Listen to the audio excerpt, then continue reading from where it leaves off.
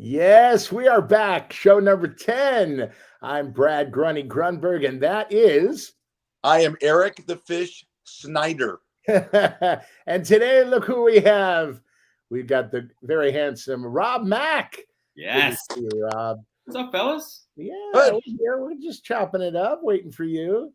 Rob is how I met Rob is there was a podcast network called Ever Talk TV in Beverly Hills, and I do a show called How to Start with Lauren Francesca. And I walked in, and you did a show called Good Morning La La Land, right? That's right. And Rob was one of the hosts of that show, and it was great. And we just connected. It was just like, I said, "What's going on?" Who's this handsome guy? And then he says, "I'm a motivational speaker." I go, "Oh man, that's good. We need that." And then I said, "Life coach." I go, "Oh well."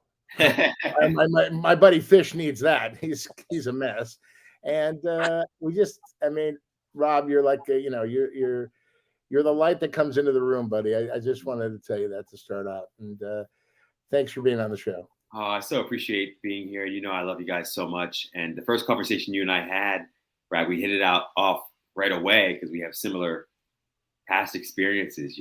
Struggle with some similar stuff. So I'm just grateful to be in conversation with you, truly. Right. No, I really do. It was really always nice to meet people that, are going through some of the same stuff. And I think I talked about my grandma and different stuff and the spirituality, which, is so important. So take us back. Where did it all start for you in this field?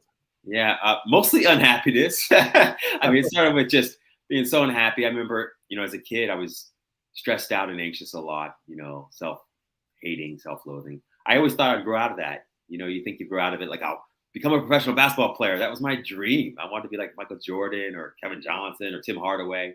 Oh, yeah? Yeah, so I just, all day, every day, I practiced a lot of sports and mostly basketball. But the depression just got worse over time. And it got so bad, I started to experience lots of suicidal ideation. Like I thought about killing myself a lot. Wow. Yeah. Where are you from? Pittsburgh, Pennsylvania, a little town way outside of Pittsburgh called Washington, Pennsylvania. Wow. I know it. You know it? My wife's from Youngstown, Ohio, Brad. So she has a lot of family in that part of Pennsylvania. And this young man in the middle right there, Brad, that is pure good Midwest stock. They're ready. when you fly into, real quick, I don't get back to tangent, but when you fly into Pittsburgh and you go to Youngstown, that's where Joe Namath grew up. That's where Tony Dorsett grew up. That's where Mike Ditka grew up. So if you playing basketball, I got to say something, Rob. Not only are you handsome, but you ruined me. You know how you ruined me? You were wearing glasses and you took it off and you could see. I'm waiting for this fat bastard to say something. Go on, Brad, say it. Look at those Coke bottles, Rob. Look at this guy. He's got a raccoon sleeping on his head. He's got and look, this is who I am. I'm Freddie Flintstone. That's great. Yeah. And he walks into the buffet and goes, "Yabba dabba doo," and that's it. And we always play this little game, Rob. Fish has this raccoon sleeping on his head right now. You can't see it. His eyes are closed. Yesterday, we came up with the name Proudly. That's his name. You have another name for him? What do you think? What do you think that thing is on the top of his head? Well, give us a name. Just give us goodness, me? Yeah, just take a good look at it. All in there today. There's, I don't know what's in there, but he's sleeping. But what do you think? It's called Jerry Curl, something you own. You can't. Strands. All right, well, I know about Jerry Curl growing up, man. I don't think you got a Jerry Curl on top there. It just looks smooth to me. All right, let's call him Smooth. We'll call him Smooth. How's that? Yeah, maybe put a V in there. It's smooth. Smooth. I love that. Yeah. He's smooth. Well, there's J. Hang on, guys. There's JB Smooth, and then there's Fish Raccoon Smooth. Oh, that's good. That's good. That's right. Hey, Rob, you brought up suicide and the fact that when I don't know anything about you, but Brad has talked such great accolades about yourself, and I want you to get into that because my family's been ravished by suicide, and you made it out of that. And the fact that you're a motivational speaker and life coach proves that your will and your heart and your passion obviously overcame any kind of maladies you had in your inner soul. Talk about that. Yeah, I appreciate you saying that so much. I owe both of you a check. I don't know if you take Venmo, Zelle. Let me know what you take. Be We sure take to it save all. something. We take it all. Take it all. Fair enough. Fair enough. Yeah, I would like to think that it was willpower and discipline. I mean, certainly my father and my mom both have a lot of that.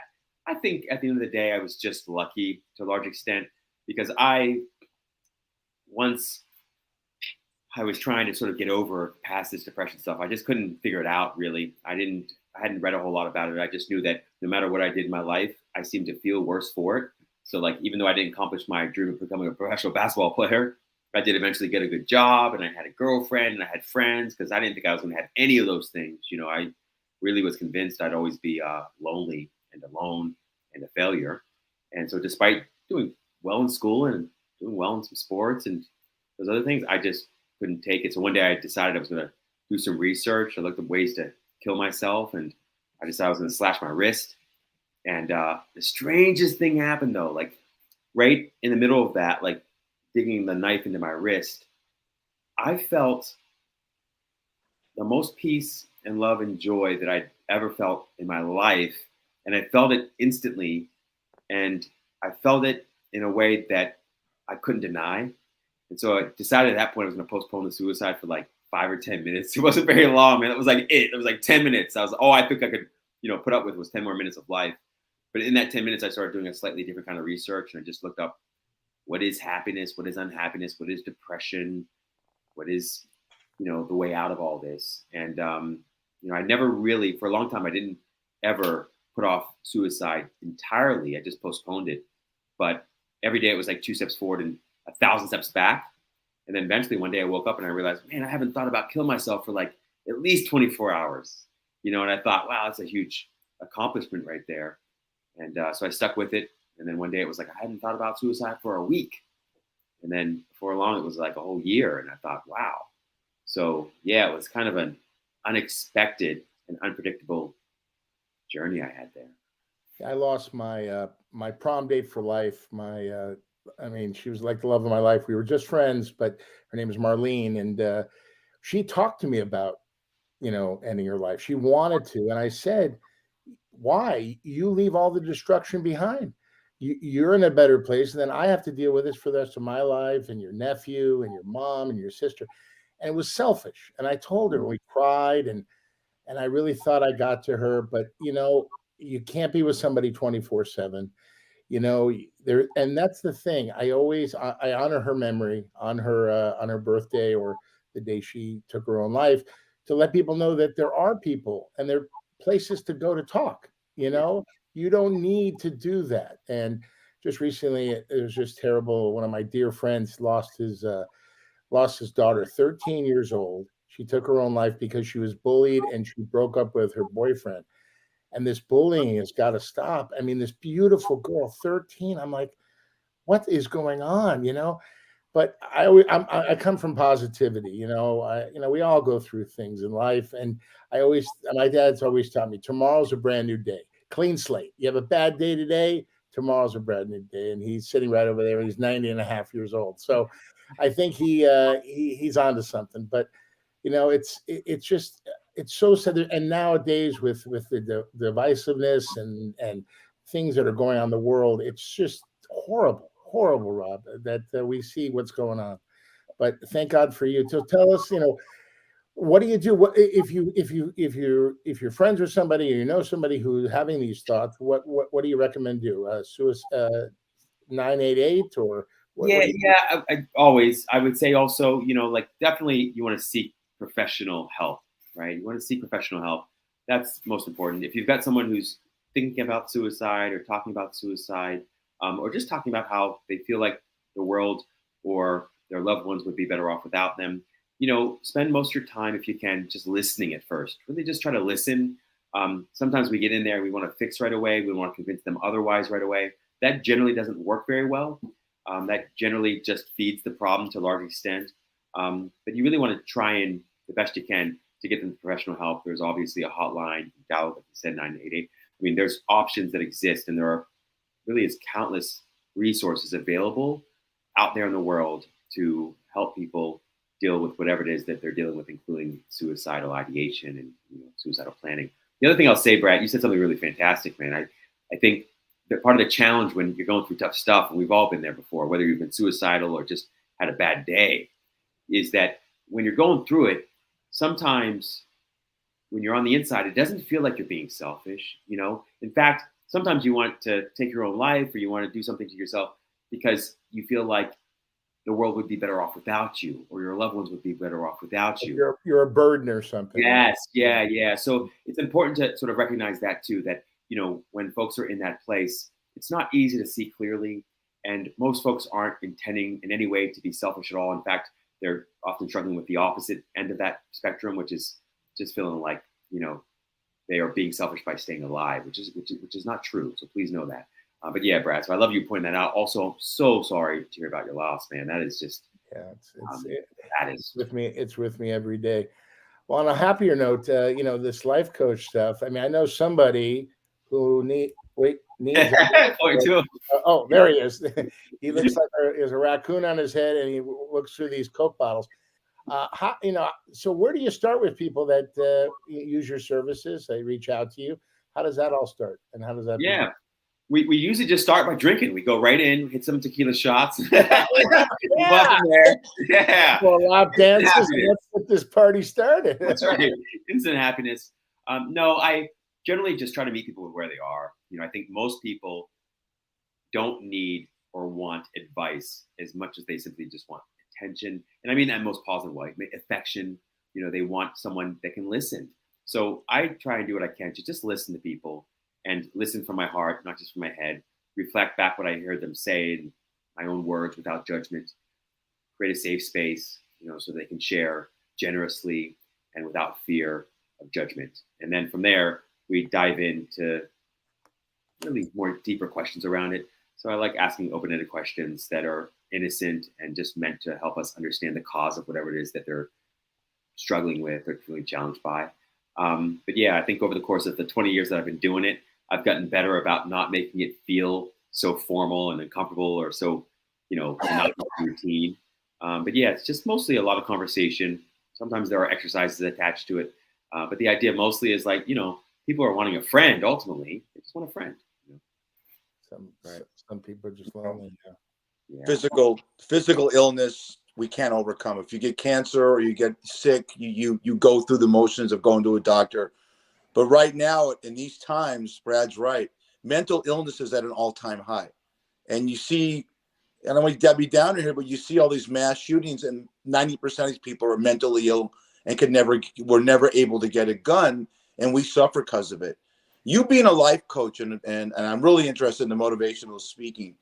Do you take, because I look at a life coach as a therapist, okay?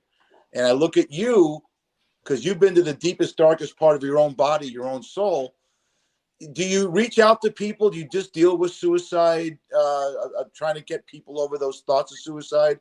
Or is there a different, bigger spectrum that you could deal with getting people on the right side of their brain and moving along with their life? Yeah, that's such a great question. You're exactly right. Unhappiness can show up or manifest itself in so many different forms. Sometimes it shows up like suicidal ideation or depression. That's at the far end of the spectrum. But often for the rest of us, it's stress, it's anxiety, it's a lack of self-confidence, it's trouble communicating, it's trouble or frustration around getting a new job or a better job or landing the gig or stage fright or any of that stuff, right? So it's really anything and everything that bothers you or disturbs your peace is something that I talk to people about. It can be financial, it can be relational or social, it can be physical sometimes. So it sort of runs the whole gamut. But anything basically that involves the mind, which is almost everything, is something that I usually and generally touch on and help people with, support people with. An addendum to that, Brad's parents, Jerry and Sandy, have been so instrumental in producing that. I make fun of him a lot, but that's a great person. Yeah. And my parents always said to me, in your inner and social circle, have people around you that make you happy, that are positive. Okay. And that's what I do. Only problem with this bastard sitting next to you, to a restaurant, he always goes like the Larry David episode. He always goes to the bathroom when the check comes. Disappears, huh? Other than that, I got a call I got to take. Well, look, you know what? Even raccoons have to eat. You know, we have to. So, I mean, do you prescribe to that adage that, you know, because I do. I mean, I keep everyone in my social circle. I don't care if it's family. If you're negative, get the hell out. I just love that so much. I just saw this actually an interview. It was with Warren Buffett and Charlie Munger, you know, and they asked Charlie a question of that nature and Warren a question of that nature, and they both basically said, "Hey, you know, if there are toxic people in your life, and toxic doesn't just mean unhappy people. You can be unhappy, you can be depressed, but if you're aspiring to be happy, you're working on it. Okay, that's fine. But there are some people that don't have good intentions necessarily." Right? Especially those people, the ones that don't want you to be happy. They get in the way of you being happy. They would prefer you not be happy. Those people in particular, you want to be real careful of. And I'm a big proponent of surrounding myself with and trying to surround my loved ones with and people I care about with happiness and with happy people. That's just so critical, man, because emotional contagion is a real thing. I mean, you can pass emotion through a screen, through a TV screen, through a computer screen, through an iPhone screen. You can pass it 3,000 miles away and with one glance or with one picture or with one video. So it's highly contagious, more contagious than anything else on the planet. And when I think about my own like journey to happiness and to peace and to self-love, I have to say that it was the happy people, or at least the people that were aspiring to be happy, that made the greatest difference in my life. That's why I love you, Fish, so much. That's why I love Brad so much, man, because you guys consistently bring such positive, happy, joyful energy, you know, love and light to my life, really, genuinely. And you do it even when I don't see you every day. You know, as soon as we connect on the line here on the, you know, site here. I just feel that instant optimism and happiness and sunshine that I just love so much about you all. So yeah. Yeah, Rob, let's leave Fish out of this. Okay. That's right. He's gonna buy his way in. Yeah, exactly. He's got a long way to go. When I was a kid, there was when cable started, way before you were born in Pittsburgh, there was something called the Z channel. And then there was a public access channel number 3, channel 3. And I used to watch it and I would flip the channels and I saw this unbelievable guy, Dr. David Viscott. He was a therapist. He was a psychologist. And he said the most unbelievable thing. He says, your friends and family wish you well, but not that well. And that stuck with me because it's like, I want everybody to have the piece of the pie, the happiness, the financial security, all that stuff.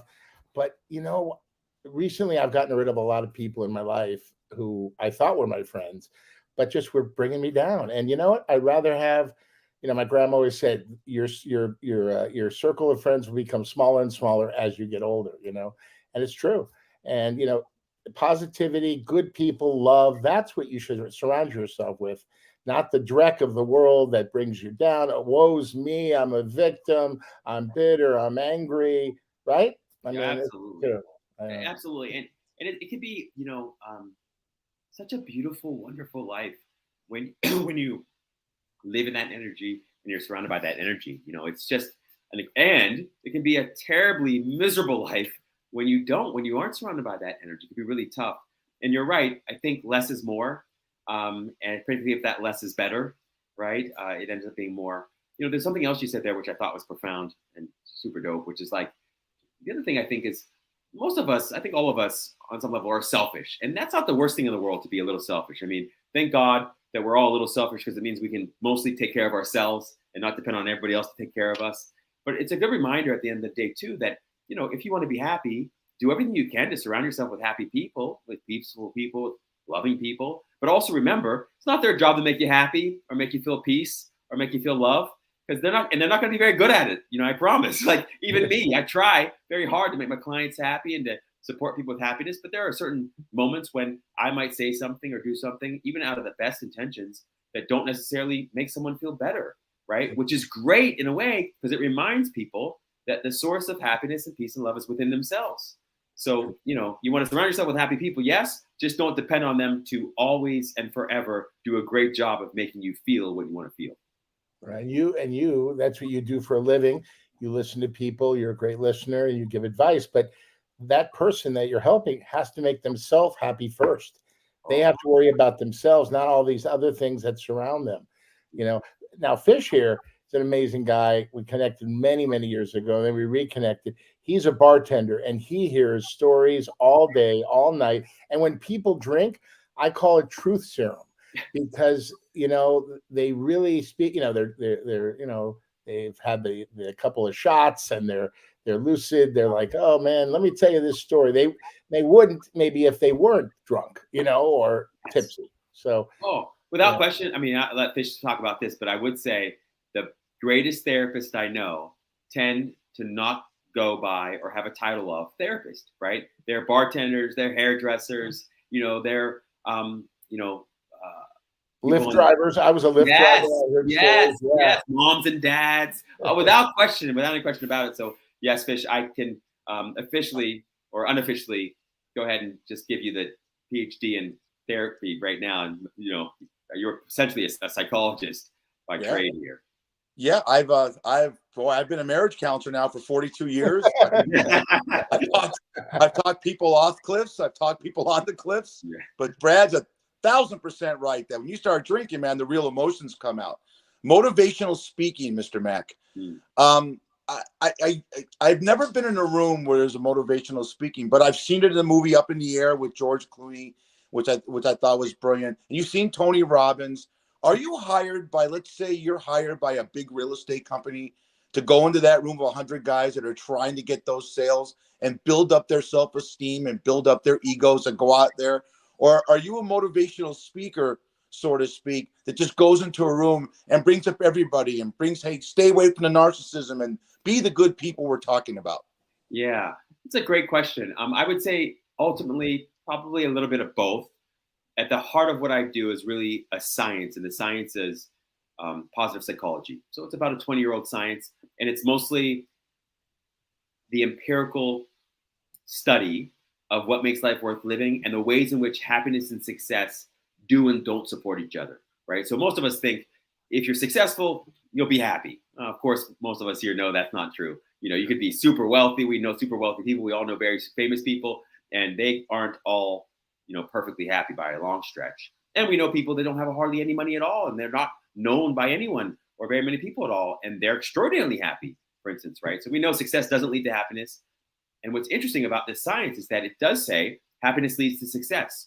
So if you can find a way to enjoy each day more, each moment more, you'll find yourself living an increasingly successful life in the long term, right? So happy people make more money over the course of their entire lifetime, like $600,000 to $700,000 on average, more than their unhappy counterparts. They get married early, stay married longer, and happy in all the relationships, whether they're married or not. They experience better health. They tend to win at more things. They are rated as more attractive. And you two beautiful, handsome young men here. I mean, it's just incredible the ways in which happiness enhances increases the likelihood of anything and everything you want to achieve, accomplish, or acquire. So lots of the talks that I give are really meant to help remind people of that. They're like, yeah, go for your goals and dreams, but also remember that life is to be lived now. And if you don't live now, you're missing the most precious and prosperous sort of place in your life, which is the present moment. I wish more people would touch lives. If we all did one little thing to touch somebody's life or buy somebody a burger who's hungry. I mean, this world would be such a better place, and and money and success brings on more problems, all the people that come out of the woodworks and, want something from you and want this or want to borrow money or need a job and all this stuff. And you want to help everybody. And some people help no one, but let me ask you this, Rob, we do this on the show way back in Pittsburgh. What was your first job as a kid? A paying gig. What was that? Your first job that you knew? Mine was, believe it or not, Fish, working at McDonald's. They fired me for, I wanted to be paid in burgers, but that didn't work. That's great. That's great. I can appreciate that. What was your first job? Oh man, well, I remember trying to start a lawn mowing business, like a grass mowing kind of business. That didn't go very well. Then I tried to shovel snow. That didn't go very well. Then my first real job working for someone else, I believe, was at a movie theater. I worked at a movie theater, and it was part fun and funny, and it was part really annoying and sucked because you had to scrape gum off the chairs, and you'd walk in there, and sometimes people were doing things in the movie theater they should not be doing. Right. So that was a tough job. I also worked at a natural gas plant, like underground in a hazmat uniform. I was a valet. I worked moving furniture. That was tough. One time we had an MGB fall off a ramp, and the guys that we had to catch the MGB, the car. So I had a lot of crazy jobs growing up. That's, but didn't that make you the man you are today? You know, those jobs, right? Fish That's work. why my dad told me to do it. He made me do it. He said, I'm going to make sure that you do a lot of jobs that you hate. So that you finally, yeah. Fish worked on his hair a lot when he was a kid. That's why it's perfect now. It looks fantastic. Oh, by the way, the raccoon's awake. I saw an eyeball. An eyeball. Oh, no, that's creepy. Hey, Rob, get your rabies shot. You never know when I attack. Hey, real quick, gentlemen, I got to ask Rob to be a life coach right now, because Brad, I feel Brad is going to bolt town. We bet the Golden State Warriors and the Lakers. I took the Lakers. He took Golden State. There's a good chance Brad's going to bail, man. He's going to be witness protection because he doesn't like losing bets. They're going to win 3 in a row. Come on now. There they are. Okay, Rob, you're my witness. Do you follow the NBA? I do follow the NBA, and I have to admit, and I preface this with love. I am a huge Golden State Warriors fan. I was a Golden State Warriors fan before Curry and Clay. Yes. Mitch Richmond and Chris Butler, like those days. Chris Mullins. Oh, wow. Yes. So what was your thing? Were you had great handles? Were you a good I was a point guard. So yeah, I was like a huge Allen Iverson fan. I mean, I loved all those. Anybody could, cross anybody else over, put it behind their back. I love that stuff. Because I was a little smaller at that time. Jason Williams. Oh my God. Oh my gosh. White chocolate. His game is so dope. Oh. Hey guys, Brad, you and I go back to Clifford Ray and Rick Barry. Oh yeah, that's right. He throws underhanded. I'm like, hey Rob, have you ever thought about getting into acting? Because Brad needs a better looking stunt double. I don't know, man. You're such a handsome. Forget about this on top of my head. You got to get. Where do you live right now? I would love that, man. I spent my time between LA and Miami. I've been in Miami a lot more recently, and I did when I had a management consulting job, and I was going back to business school, and I happened to fall into the entertainment business for a while, and I was acting for a while. I did a show on the CW called South Beach. It was short-lived, very short-lived. You were in that show? Yeah, I was in that show. I know it. This like a model abusive boyfriend, sort of character named Paco, and I loved that stuff, man. But at the time, I don't know how you two do it, but at the time, I was still really growing as a person, and I don't think I was able to really truly embrace being an actor the way, and I didn't have quite enough life experience maybe to sort of embrace roles the way maybe I could now. But yeah, if you guys got any role, you need a stand-in or something like that, you just call me. You have a phone number. Get out the SAG card, baby. Let's do this. That's fantastic. It's just it's interesting. Things happen in life and you learn from them. I have to say one thing, Rob. I'm so thankful and grateful that knife didn't go through your wrist, because you wouldn't be here today. I'm so spiritual. Spirituality means a lot to me. I have to tell this story because I want to hear your thoughts on it. So I had this young man in the back of my lift, and we were talking, and he's an actor, and his parents were Russian. They didn't want him to be an actor. And I go, well, and he was very close to his house. I go, why am I picking you up? He goes, well, I got caught drinking and driving twice, and they took away my license. But the third time, I wanted to talk to you about it. I go, oh, wow, what happened? He goes, this is crazy. In LA, he got drunk again. He was on his way downtown LA to jump off a building. Oh. And cops pulled him over. And that changed his life. Now, what are the chances of him going from his house downtown to jump off this building and living? So I shut off the meter. I said, listen, man, I got to talk to you about this. There is a reason why you're here. You should be dead. And he just, well, really? I go, yeah, man, you need to help people. You can still be an actor, but share your story with people. Buddy, you're a dead man. I mean, there are so many people that drink and drive in this town, and you were pulled over. And it was just, it really was an amazing moment for me, because I hope I got through to him, and I hope he's doing well today. But I mean, spirituality has so much to do with life.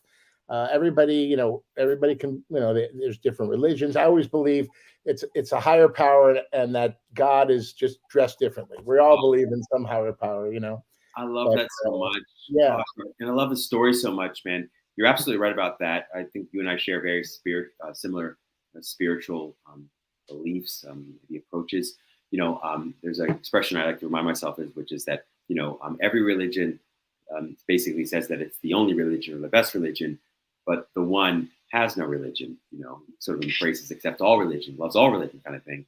And the idea is the same there for you, for me, in terms of also this sort of like divine intervention, if we want to call it that happened with him. And I've seen that happen in my life over and over again as well, both with my own experience where I had this sudden peace that erupted out of nowhere when I sort of dug the knife in. I had one situation where after Good Morning La La Land one day, the show that you were on, Brad, I went across the street, had to pick up something. I'm leaving the store, and this guy stops me and says, "Oh man, I liked what you have on. I like your clothes." And I just thought it was going to be a regular small talk kind of conversation. Uh-oh. And then he said, "What do you do for a living?" And I started telling him what I do and why I do it. And I said I was, suicidal, depressed, this and that. And I see this guy to my right. I didn't notice him this whole conversation. He was just standing there. And all of a sudden he's like crying, just tears coming down his eyes. And I'm thinking I insulted this guy, that I offended him in some way. And I turned to him and said, "Hey, are you okay, brother? Did I say something that, hurt your feelings? Because I didn't intend that at all. I was just sharing my own story." And he said, "No, Rob, today was the day. Today was the day I was going to kill myself. But now hearing what you just shared, I'm not going to do it." And I'm like, whoa, what? Like, incredible. So yes, Brad, I love what you're saying here. Yeah, he ran into you. And were you at the market across the street? Is that where you were? I was actually at, where was I at? I was at Nordstrom Rack, probably. Oh, okay, Nordstrom Rack, of course. Yeah, yes, yeah. Oh man, that is a great story. See, 5 minutes either way, you're still trying a shirt on, and you don't meet that guy and his buddy there, and he starts crying, and you saved his life. See, that's the wonderful world we live in. That's about touching lives, and I can ask you about this. LA, there's so many homeless people. It's the saddest thing I've ever seen. I'm a born and raised LA guy, native. Can we ever do anything to help this? I mean, we have a great mayor now. She's trying, but it's not, there's no magic bullet for that. There's no magic bullet, A lot of them are, and you have it in, is there a lot of homeless in Miami? They're not like LA, and that is both interestingly enough, a good and a bad thing, in the respect that the politics here are a lot different, right? A lot different in Florida than they are in Los Angeles, in particular, but California overall. And so, there's a much different approach. So we don't see as many homeless people. That doesn't mean that there aren't as many homeless people that are from Miami or from Florida that maybe you just don't see, and because there's just different politics. So there's that, right? Now, that all being said, I will say and agree with you. I think there are so many things and challenges and problems in the world that can make you so sad, and that is one of them. When a person doesn't have basic necessities, home, shelter, protection from the elements, eating, cooling, running water, any of those things, deeply disturbing. I mean, I think all we can do is help with what we have. So if you have a little extra, cash, for sure. If you have, and you can dedicate it to a good cause or to an individual that needs some help. If you don't have that, sometimes we don't have that. You have time, you have energy, sometimes just love, sometimes just prayers. It can feel so minuscule and so trivial relative to what the person's going through. But sometimes it's those little things that can lead someone to feel a little extra hope. And they might do the one extra thing that day that leads to some kind of improvement in their lives. So you just want to, I think, do what you can with what you have. And at the same time, try not to make things work or worse, or make the pain more painful by either beating yourself up for all that you can't do, or taking it out on people that, for all intents and purposes, are doing the best they can at with what they have. Well, can I jump in on that one, Brad? Sure. Unfortunately, being from LA, and LA we have homeless here in Las Vegas, and there's many tests, and Rob could attest to this, many studies that homelessness is 90% mental illness and drug addicts, you know. And am I right, Rob? And how do you, we talked about mental illness earlier on the podcast, but if you're a druggie and, you know, if you, I don't want to mention names, but I've had friends that are druggies and some family members, and there's only so much you could do if they don't want to help themselves, and you discard them, and then you see them end up on the street. And because people don't realize when you're a drug addict, what you do to your family. Okay, that's the one thing. I don't know if Brad's ever had any people in their family or in his family or friends, or you, Rob, but when someone's a drug addict, you go with them on that journey. Although you're not actually doing the heroin, and there comes a time you got to go the tough love, and they're on the streets, and it's sad. But sometimes you have to be narcissistic, like you said, Rob, about yourself. That's where I think selfishness comes in. I can't take this crap anymore. You know, I've done all I can for you. If you don't want to help yourself, I don't want you in my life. Sorry, I don't care if you're family. You know? And Rob, isn't it? They're numbing pain. They're numbing the pain that's where it starts. That's why they're doing the drugs and the alcohol, because they just cannot take it, and that makes them feel better for a short time, and they need it again. You just nailed it there, Brad. You know, at the end of the day, you know, again, unhappiness manifests and expresses itself in so many different forms. It looks so different. It's a you know, a drug addict over here, and someone who's an alcoholic over here, someone who has a sex addiction over here. It's someone who's a workaholic over here. It's someone who doesn't want to work at all over there, right? So it shows up in different ways. It manifests itself in different ways.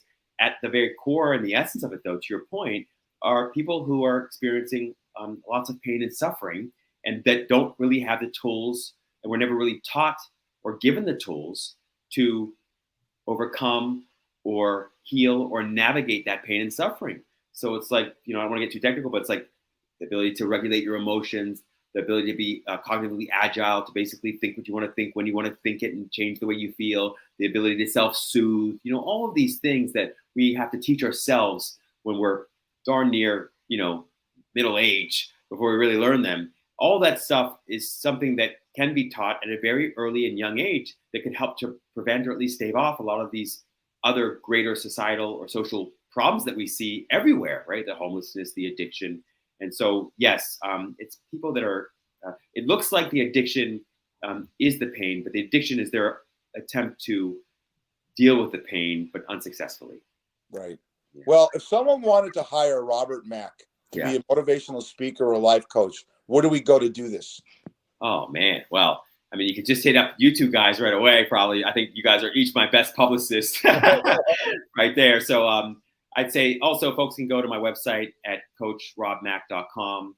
You can check me out at most all of the social media platforms out there, probably most consistently Instagram at Rob Mack, M-A-C-K official. Check out both my books, the published ones at least, Happiness from the Inside Out and Love from the Inside Out, everywhere great books are sold, including Amazon and Barnes & Noble. If you're having a problem and you need someone to talk to, and I think Rob Mack is your man. I really do, Rob. Rob, you're a salt of the earth, man. And we thank you so much for being on the show. And you'll come back. Absolutely, man. You don't know. I get shivers because I love and appreciate you so much. You know that we have a real personal bond. We met for a reason, right? We met for a reason, Rob. Right. And indeed. We'll get rid of Fish. And we'll just do it. I don't know. It's gonna be sticky. I think it'll be hard to get rid of Fish. And by the way, we got a party with you, buddy. We gotta, the three of us got to get it going on. And please, let's do it. If you're in Vegas, right? Rob can come see you at the Shucks Tavern, right? There it is. Oh, wow. Rob, I would love to invite you to the restaurant and just chop it up with you, because you know, speaking to a guy like you that's gone from the bottom to the top doesn't always have to be a light show. It's about inspiration, and you inspire me. And I'm a loose cannon idiot. Like that. That's all of us, man. Haircut. I have to wear glasses because I see triple of everything. I mean, seeing triple of Brad, it hides the sunset. But that being said, seeing you, I'm not saying this to kiss your ass, but you inspire. If you're ever in Vegas, we'll hook up, all right? I would love that, man. Seriously. And please know something else. It takes light to recognize light. So everything you said about me is definitely true of you, man. And that's exactly how I feel about each of you. Truly, I feel inspired. I love that you all invited me into the conversation. Let's do it. Rob, stay safe and healthy, and we'll see you soon, all right? See you guys soon. Thanks, guys. Thanks, Rob. Thanks, Rob Mack. Right. Rob Mack, everybody. Yeah, baby. He'll cross over. That guy's got great handles. I know he does. Still to this day. Gorgeous. Yesterday we got Vanessa Ciros on, and then you bring this guy on. They should. I love John Orlando, and he's going to kill me for saying that. But if he can't close the deal, let's fix these two up. I know. What are you, Chuck Woolery all of a sudden? What are you, Jim Lang? What are you doing this now? Worry about yourself and your hair and that schnozola of yours and those glasses, okay? Hey, you know what? Michael Imperioli's got nothing on me. I'll tell you about. You bring this guy on, and what makes podcasts have that wow moment, he was so cerebral and so honest. No, not many people want to talk about being suicidal and then getting out of that and coming to the moment where, you know what, now I'm using the word inspiration. I can't tell you, I'm juiced up over this guy. And, I'm glad you could bring light into his life. That's what you do. You make fun of everybody, but look, hey, by the way, you're wearing the same fucking shirt you're wearing yesterday. Yeah, I can't get to the dry cleaners. Being in my office waiting for this show, I have no life. I just had I eat and do our podcast. That's my life. But the Warriors lose. I bring the shirt back because I knew you were going to make fun of me. So not making. You make fun of me more than make fun of you. You just show up because we love. We kid because we love, right? Yeah. So, what's great about Rob? This is great. He went through a very dark time. He was able to see the light and reach the other side. Now he wants to help people who have gone through the same, and that's beautiful. A lot of people keep stuff that they to be honest. Be forthright and tell people, listen, I've gone through the same thing. This is what happened to me. And I got there. I got to where I needed to be. Look at me now. You can do the same. So Rob is just a wonderful guy, You don't quit. Brad Grunberg doesn't quit. Brad Grunberg's been in 120 shows, but there was a time when you weren't working. So what did you do? You're driving a Lyft. You're doing what you have. You got to do it. If you have a dream, go for it. And you got to do what you got to do. I mean, like we always ask people what they did before they made it or they found their career. Listen, all that stuff is the stepping stones to where you want to go or where you have to be or what you're doing now. And it just doesn't happen. You don't just become the number one bartender in the world like you, buddy, and just an all-around great guy. Yeah. Yeah. No, you are. Listen, you're one of the best. I've seen a lot of bartenders. You are one of the best. You are. You've motivated me. You said what you want to be and what you want to do. I'll be 63 soon. Everyone knows that. They're tired of hearing about that shit. But I have a path to end my life. I'm going to become an optometrist. I'm the new Al Davis with George Carlin. Bradley, we get 2 days here. This is so great. I got some memes to show you because I want to lighten it up. So I like to show Brad these memes. We talk about it on Fat Fish. He has no idea what I'm going to show him, but I want his comic response. And I want you to read. If you could read some of the captions on this, Brad, take it away. Look at this one. It's called Speed Up. Oh, man. That's true. Oh, God. That's true. That is true. Just speed up. You got this. That's not photoshopped. What are you, Evil Knievel? What are you? You're going to jump the fountain at Caesars? Wow. That's scary, right? Oh, my God. That's crazy. For our listening viewers, because I've been told that there's a big divot in the road, probably about 15 feet, and the sign says, as you're approaching it, just speed up a bit. You got this. Wait, you're calling that a divot? That's like the Grand Canyon. Look at that thing. That's canyon. Yeah, that's not a divot. Okay. Wow, that's a good one. That's a good one. Check this one out. Oh my God! Look at that guy. He has a top on. He's so the guy has, since when was chest hair? I can't even read it. So the guy has so much chest hair that he has it designed as a bra. Okay? Right. We're not making it into a bra. Yeah. No observations, no judgment here. No, but we know where he's heading in his gender. We know. Okay, that's fine. Yeah, that guy's a hairy beast. That's a hairy guy. Oh my God. How about this one? This is I saw this. You see it, I couldn't even put it on. I was laughing so hard.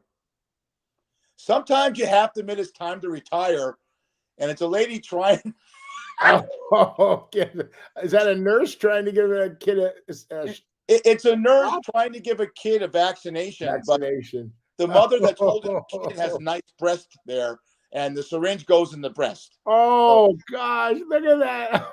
The mother. Oh, my goodness. Oh, that's funny. She missed. Oh, Grandma. Grandma, yeah, it's time to put down the syringe. Yeah, hang it up. Time to retire. Hope Silicon Valley isn't watching. Oh, that is funny. When we end this, we have two more. The last one. Please, no more. Well, after the next one, we have two more. The next one I'm going to show you, the last one's going to be potential date for Brad Grunberg. We're going to call me Jim Lang dating game. Here we go. Look at this one. Don't piss off old people. The older we get, the less life in prison is a deterrent. And that's a great deterrent. Guy's all tatted up. Look at that guy. Don't piss off old people because the old. What is an 80-year-old like? You watch these old shows, the Goodfellas, some of these movies. The guys are in their 90s and they get life. Big deal, you know. Right. And then they just F with people all day long in jail, right? That's all they know. They're in for life. So I'm just going to mess with that guy, do that guy. He's going to put money into my what do you call it into your account, right? When you want to get stuff from Venmo, Zelle, you know. Oh yeah, no, but in prison you have like an account, you know. Yeah.